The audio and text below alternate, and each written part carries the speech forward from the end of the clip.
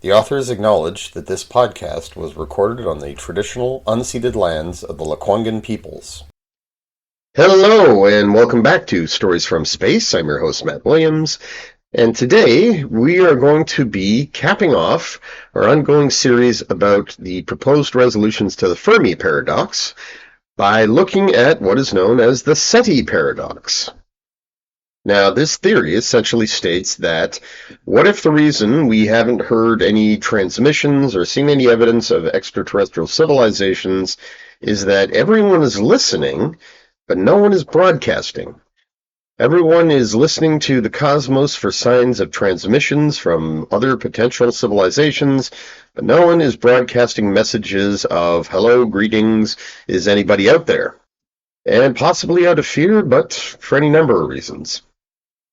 Now, a key point to all of this is the distinction between what is known as passive SETI and active SETI, which has really only become formalized in recent years.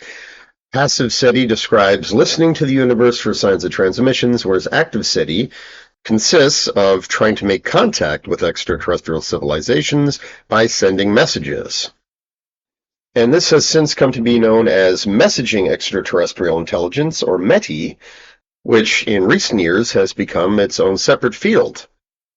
And as we explored in previous podcasts, SETI experiments have been going on since the 1960s, even though there were a few predecessors, a few Pathfinder studies, such as those conducted by Nikola Tesla, in particular in 1899, while he was conducting experiments in his laboratory in Colorado Springs. However, arguably the first true SETI experiment was Project Ozma in 1960, which was conducted by Cornell astronomer and inventor of the Drake equation, Frank Drake, and his colleagues at the Green Bank Observatory. So it's fair to say the SETI experiments go back at least 60 years at this point, and in that time, only a few METI experiments have been conducted.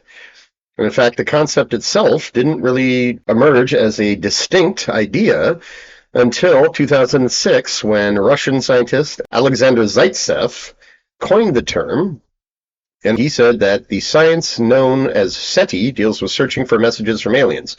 METI science deals with the creation of messages to aliens. Thus, SETI and METI proponents have quite different perspectives. SETI scientists are in a position to address only the local question, does active SETI make sense? In other words, would it be reasonable for SETI success to transmit with the object of attracting ETI's attention? In contrast to active SETI, METI pursues not a local and lucrative impulse, but a more global and unselfish one, to overcome the great silence in the universe, bringing to our extraterrestrial neighbors the long-expected annunciation, you are not alone. And as I said, the history of METI, the number of experiments that have been conducted, it's humble compared to the many SETI surveys that have been conducted over the past 6 decades. And these experiments, they benefited not only from NASA support and support from the Soviet government to Soviet's own experiments, but in more recent years from the private sector in the form of Breakthrough Listen, which is the largest SETI survey ever conducted. It began in January 2016 as part of a 10-year experiment with $100 million in funding and thousands of hours of dedicated telescope time from multiple state-of-the-art facilities, including the Green Bank telescope, the same facility where Project Ozma was conducted. Nevertheless, METI experiments have been going on for almost as long as SETI experiments have, and the first attempt was in 1962 when a team of Soviet scientists from the Evpatoria Planetary Radar Center in Crimea sent what's known as the Morse message. And this consisted of a radio transmission sent in Morse code, which relayed the letters MIR, or Mir, the Russian word for peace, followed by Lenin and SSSR. In 1974, the most powerful and famous broadcast was sent to space from the Arecibo Observatory in Puerto Rico. And this was known as the Arecibo message. And it consisted of a 1,679-bit transmission arranged into 73 lines with 23 characters per line in binary code. And binary code was specifically chosen because it was believed, then and now, that mathematics is the only universal language that an extraterrestrial intelligence would be capable of recognizing that would not be tainted by cultural bias or what have you. And when the code was broken down, it revealed a set of simple images that showed the Arecibo telescope, the solar system, a representation of the double helix structure of our DNA, a stick figure of a human, and some of the chemicals that are integral to terrestrial life. And this message was aimed at the globular star cluster M13, which is roughly 21,000 light years away near the edge of the Milky Way, which was seen as a good candidate for hosting sun-like systems and possibly Earth-like planets. So it seemed like a good candidate for making contact with civilization. And by the turn of the century, and with the end of the Cold War, there were renewed attempts and renewed interests. Between 1999 and 2003, scientists, once again at the Evpatoria Planetary Radar Center, sent 3 transmissions out that were named Cosmic Call 1, Teenage Message, and Cosmic Call 2. And whereas the 2 cosmic calls consisted of code denoting the alphabet, numbers, the periodic table, and scientific concepts, the Teenage Message consisted of an analog message encoded in music with digital data, including images and text, and a coherent sounding signal. And in 2008, NASA followed this up by transmitting the song Across the Universe by the Beatles towards Polaris, otherwise known as the North Star. This was done using the 70-meter or 230-foot dish of NASA's Deep Space Network, located at the Madrid Deep Space Communication Complex. And this event marked a number of anniversaries. In addition to NASA's 50th, it was the 45th anniversary of the Deep Space Network and the 40th anniversary since the song's recording. And speaking of anniversaries, in 2012, which coincided with the 35th anniversary of the WOW signal, which was the most compelling radio transmission from space ever recorded in 1977, and which is still considered by many to be the strongest candidate for a possible transmission from an extraterrestrial civilization. So to mark this occasion, a reply signal known as the WOW reply was transmitted from the Arecibo Observatory, and it consisted of more than 10,000 Twitter messages and videos submitted by celebrities and willing participants. And in 2016, another campaign known as a Simple Response to an Elemental Message was transmitted from the ESA's Sombrero station towards Polaris, and this message consisted of 3,775 worldwide responses to the question, how will our present environmental interactions shape the future? And this was accompanied by a series of images of Earth. And as I mentioned, in 2016, Breakthrough Initiatives, which is responsible for Breakthrough Listen, the largest and most dedicated SETI experiment to date, alongside this, they launched Breakthrough Message as well in 2016, which was an international competition to create an interstellar message and to encourage debate and raise awareness of how humanity could someday communicate with extraterrestrial intelligence and whether or not we should attempt this. As such, there's no plans to send the message yet, not until a long, wide-ranging debate has taken place between scientists and world leaders about the ethical implications. And so, while METI experiments have been ongoing and have been taking place as long as SETI experiments have, there is a disparity between the two in terms of overall funding, commitment, effort, and just the sheer number of experiments taking place. In fact, according to Zaitsev, the ratio between METI and SETI experiments is about 1 to 100.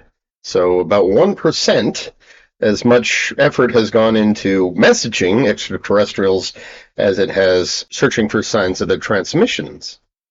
And as Zaitsev explained, this data followed from a review of Jill Tarter's collection of papers, which were called SETI 2020, released in 2003, Jill Tarter being the famed SETI researcher for whom the character in Contact Carl Sagan's story and the movie adaptation about SETI researchers making contact for the first time, the character played by Jodie Foster was based on Jill Tarter. And according to her collection of papers, Zaitsev said, it lists 100 various SETI programs starting from the first Ozma project to our time.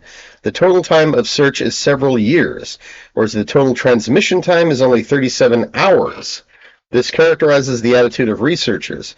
However, we must also take into account the METI phobia inherent to the planetary consciousness as a whole. In short, he was saying that, yes, the reason why SETI experiments outnumber METI experiments is because there is a lot of fear, some would say entirely justified fear, that by sending out transmissions of greetings and is anybody out there and alerting the universe to our presence, that we are tempting fate, basically. We are letting a potentially hostile, more advanced species out there, or several, we're letting them know exactly where we are, and we are practically rolling out the welcome mat to them. And this is something that a number of scientists have cautioned against, not the least of which is Stephen Hawking and famed scientist and author David Brin.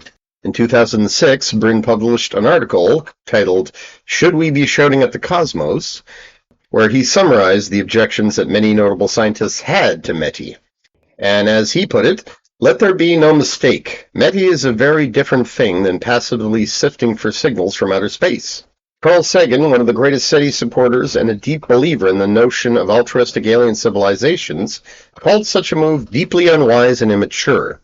Even Frank Drake, who famously sent the Arecibo message towards the Andromeda Galaxy in 1974, considered active SETI to be, at best, a stunt and generally a waste of time. Sagan, along with early SETI pioneer Philip Morrison, recommended that the newest children in a strange and uncertain cosmos should listen quietly for a long time, patiently learning about the universe and comparing notes before shouting into an unknown jungle that we do not understand. But of course, what if this is the reason that humanity hasn't heard any signals yet in the course of its SETI experiments? What if, in fact, we are not the newcomers to this whole cosmic arena?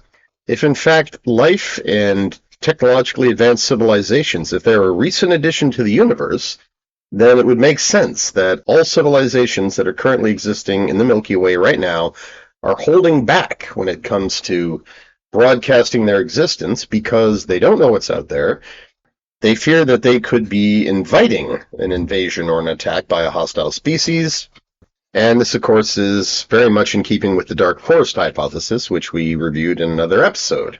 And this essentially argues that intelligent civilizations are not in the habit of broadcasting their existence because of a little thing known as chains of suspicion. In this case, you have benevolent civilizations who may very well outnumber malevolent ones by 10, 100, 1,000 to 1. But given the fact that we don't know what the intentions of any other civilization are, we are not prepared to make contact with them. We're not prepared to advertise our existence. Malevolent civilizations, on the other hand, would very likely project their own intentions onto others and assume that if they were to broadcast, "Here we are, is anybody out there?"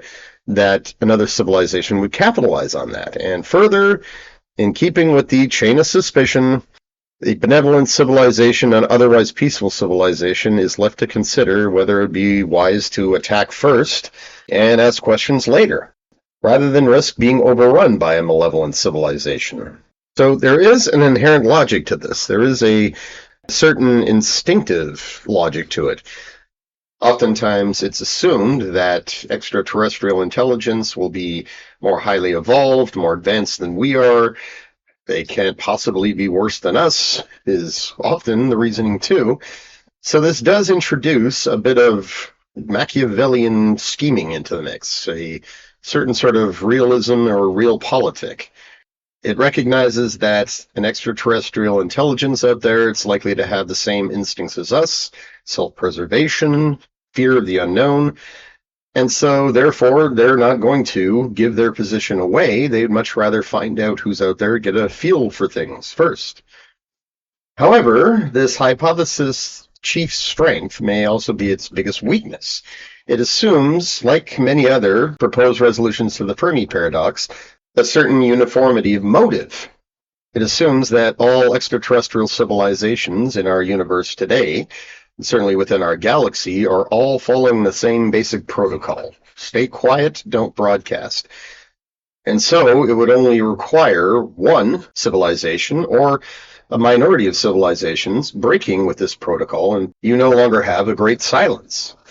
And as the history of METI on Earth shows, that there isn't even uniformity of motivation for us as a single species.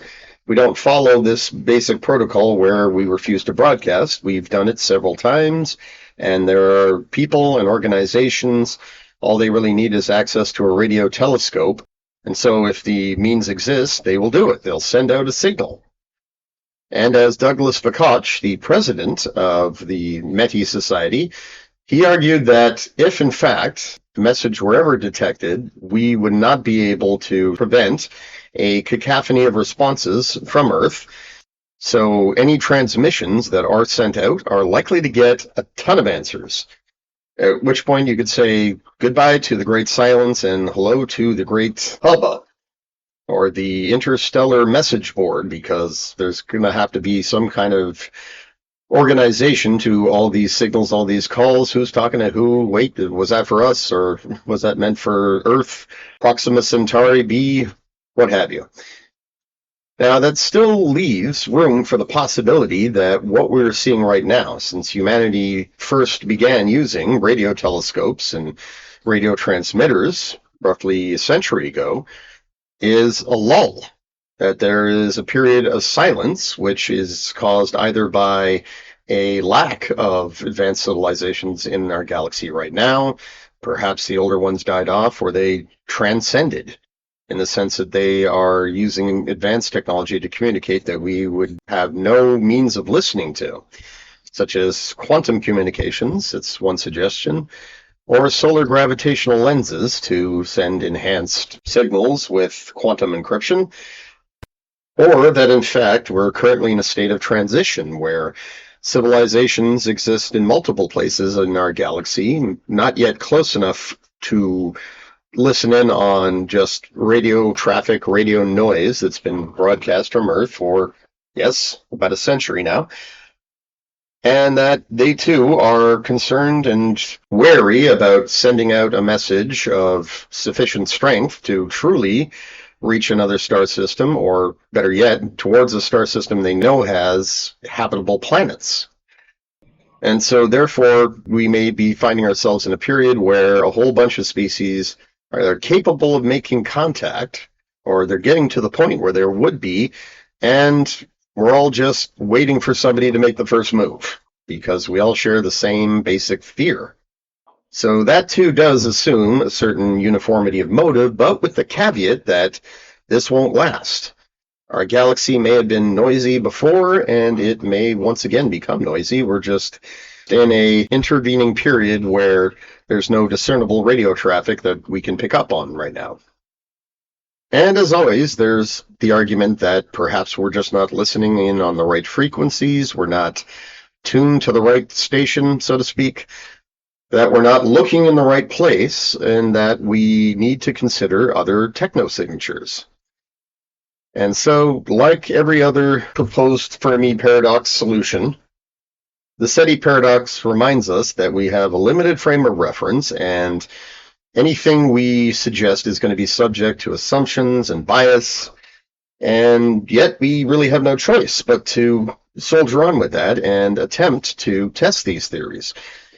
By coming up with hypothetical scenarios, we therefore establish constraints on what we're looking for, where we're looking for it, and eliminating certain possibilities and certain ranges of frequencies. With every strategy that we test, even though it may reveal no evidence of extraterrestrial life out there, it moves the ball forward or pushes the rock just a little bit more up that hill. It's much like rocket testing. There really is no such thing as failure. You test again and again and again, and you accumulate data over time, and this is how ultimately success becomes routine and habitual. So, in short, we just need to keep looking, and we need to keep coming up with theories that we can test. Not only because it gives us something to look for, but it lets us know if the tests fail to produce any viable technosignatures, we know what not to look for. And frankly, I can think of no better words to conclude this segment on proposed resolution to the Fermi paradox. Keep looking, keep theorizing, keep testing, keep moving the ball forward.